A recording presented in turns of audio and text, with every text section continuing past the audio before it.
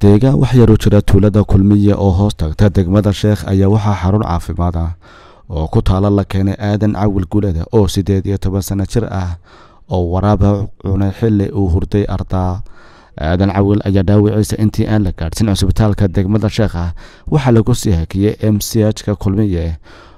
oo ku yaala tuulada kulmiye halkaasi oo loogu sameeyay gargaar degdeg ah nimca ciise oo ka howlgasha xaruntaasi caafimaad ayaa telefishinka Saaba uga warantay sidii uu u dhacay weerarkaasi iyo xaaladda wiilkaasi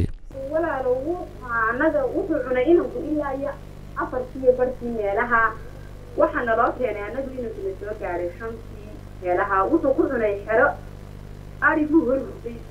kadibna 5 meelaha san loo keenay inuu ka wada badan wasiga inta oo soo diye meelaha ka qaba dhiig baxayana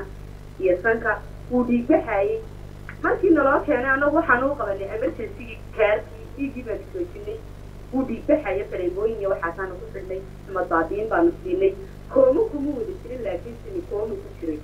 waxay nimca ciise intaasi ku darteen dhaawaca aadan oo ahaa mid ka soo gaaray wajiga ay u gudbiyeen isbitaal ku yaala degmada Sheekh sikeertii u dhamaynayna waanu gudbinay Sheekhdan inta ka dambeeyay isbitaal la fahayo waxa inuu qabin mooyaane laakiin khalaas diimu ahayn daawac hore loo keenay bishii 12 nin hore faaka kala u cunay kan maanta kan baa laga yaabaa inuu yara ladnaa laba nabar oo waaweyn ku qabay laakiin inuu kala naanayo uu yeesha sikeertii u dhamaynayna waanu gudbinay Sheekhdan inta ka dambeeyay maaha markii ugu horeysay ee deegaanada Soomaaliland qaarkood uu waraabo ku cuno dada hase yeeshee gobolada Maroodijeex Togdheer iyo Salal ayaa waxaa dhowr bilood ka hor